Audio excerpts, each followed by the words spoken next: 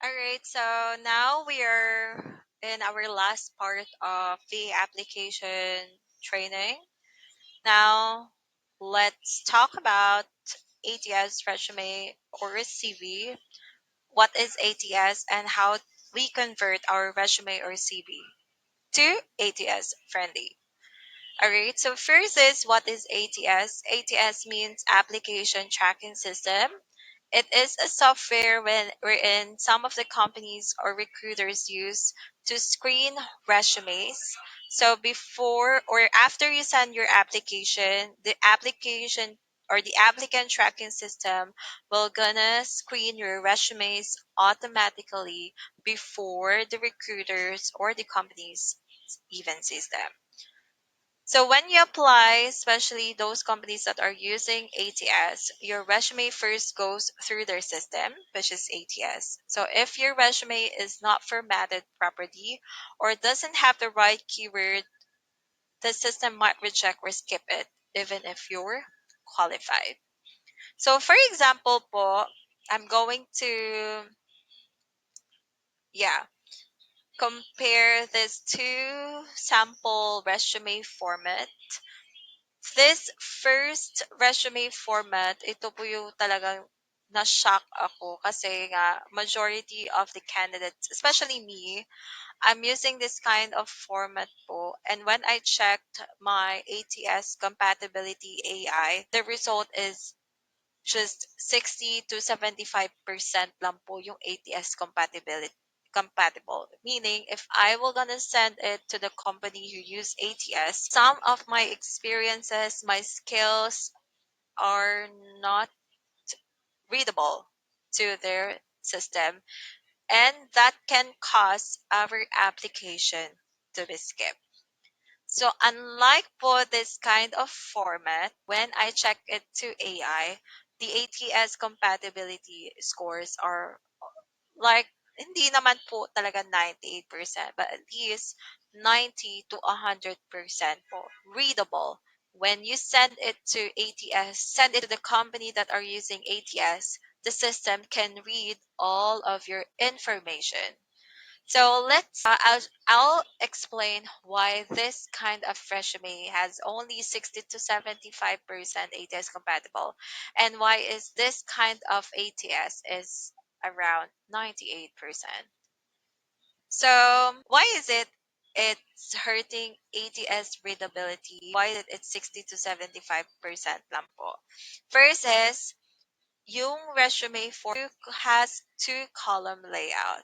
For example, ito, one layout and two second one layout, one first column and the second column. So ATS system reads from top to bottom po. Pa ganyan, pa right and left. So they may jumble the text. Like, for example lang po ha, pag-read niya po dito sa phone number niyo po, mariread niya din po yung experience niyo po. So, parang maguguluhan po talaga yung pag-read ni system. Kasi nga po, ang pag-read ni system is pa ganyan, pa right and left, pa up, from up to down. Hindi po siya per column. So, naintindihan po natin as a UA man na 'pag magre-read po tayo 'di ba per column. Pero when the system will gonna read your resume, hindi po siya per column but per line po. Okay? Also, second is the photo and icon. The photo itself here, especially here, will trigger the system po na hindi mariread to yung name mo at saka yung role mo kasi nga may photo. Parang nakaharang po siya. Tapos parang nako-confuse yung system nyo.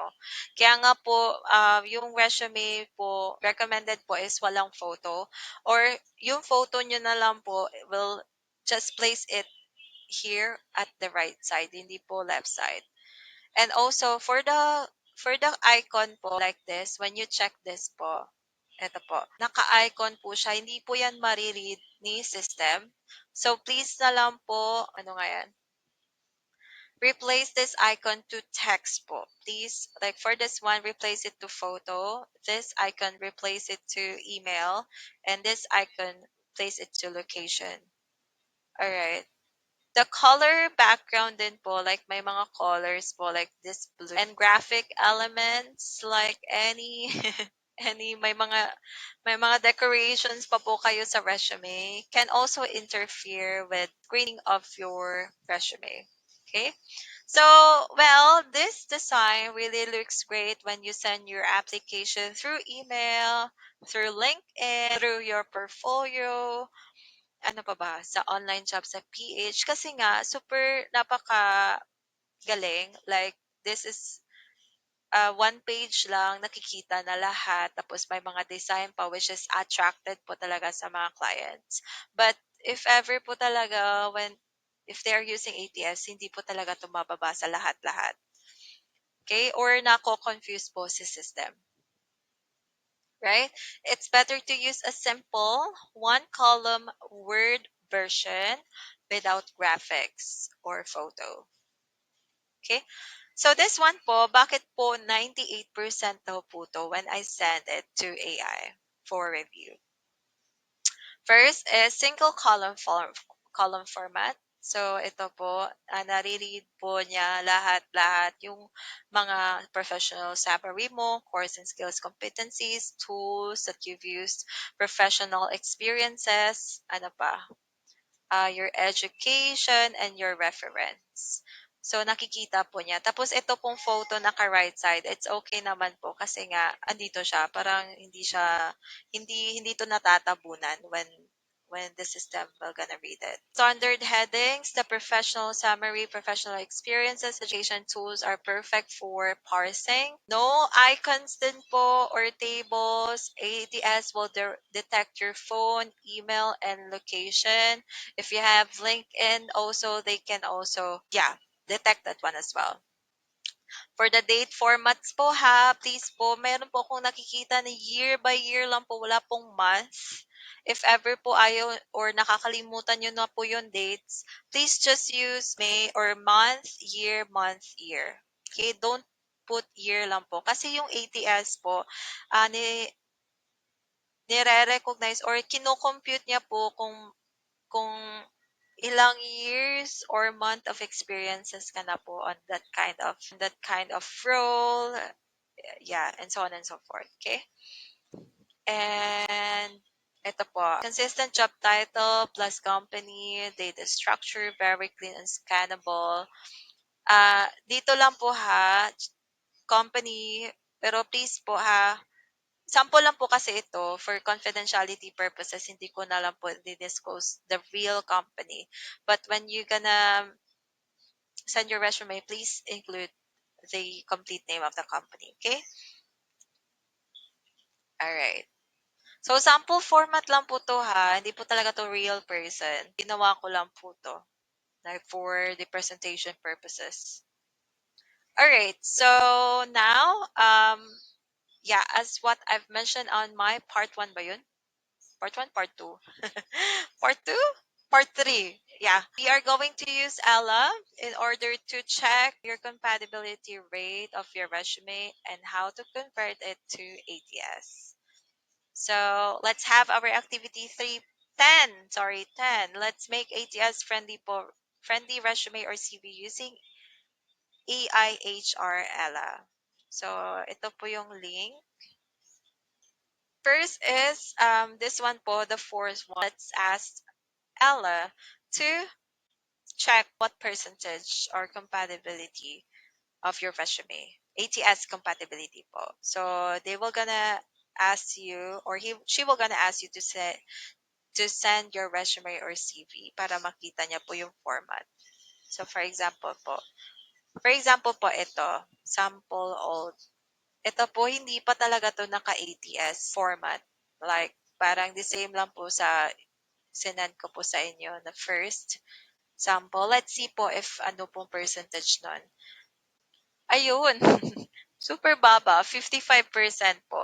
Just the same lang po yung parang may second column. So, Ella will gonna check your resume, her feedback, may affecting columns na po. Text is misaligned, appears in multiple columns. Tapos, meron siya mga ang dami talaga siya mga detailed po talaga and na-understand mo talaga na meron talagang mali.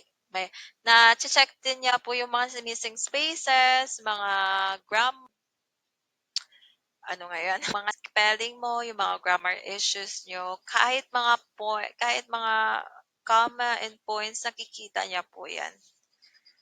Okay po, so meron po siyang mga areas to improve. Ayan, power verbs po daw dapat. Tapos, ayun, sa pinaka last po, Ella will gonna give you like recommendation if you want to rewrite your resume into ATS optimized version, if you provide a new modern template, turn all your experience into bullet points. So ayun na, you can just actually inform him or her to rewrite your resume in ATS format. So si Ella na yung mag-create ng ATS format mo, ang gagawin mo lang is that you use Canva. Put your old resume po, tapos check if Ella is tama po to lahat-lahat na mga nakikita nyo po. Please ha, dapat po real experience po ha. Hindi po not recommending po yung fake it till you make it. Please po, if you have work experience po, please put it into your resume. But if you don't have po, don't put it po. Okay? You can add your internship, your job, your local employment, but please, if you don't have experience on that, like, para lang po makapag-apply po kayo doon sa job na gusto mo. For example, wala ka experience sa bookkeeper, walang-wala po talaga. Please don't include that one onto your resume. Ma, ma, malalaman po yan sa company mo and it really affects not just you but also all of the parang naaapektuhan din po yung kredibilidad or parang yeah, as a Filipino VA, parang na-discourage na po sila, mga ganyan. So, meron ako nakita na post na na-discourage na yung client kasi nga, yung resume niya hindi tugma sa performance niya, hindi niya pala alam, pero nasa resume alam niya pala. So, please, don't, I, please po, don't ever, like, use method of too good to be true. Okay? Ayan, so, yun na nga. So, you can check po if tama po to ha. Super simple po, naka-bullet points na po. Yung score skills, andito na po. Yung andito lang is, yung wala lang pong andito is yung tools na dapat po andito na po yung tools. So, just inform Ella to put the tools, tapos ano yung mga tools, and so on and so forth. Okay, and then edit your resume now to ATS resume. Okay, so that's just it lang po. Super simple lang pong gumawa ng ATS resume. It may be conflict po at the start, but when you go along po and with the use and help po with Ella, you can actually have your ATS friendly in just 10 minutes lang po. Okay, so that's it for today po. If you have any questions moving forward, just reach out to me. Pinoy VA Job Hiring po sa Facebook, Instagram, and also my Facebook page, Pinoy VA Job Hiring at gmail.com. And goodbye for now.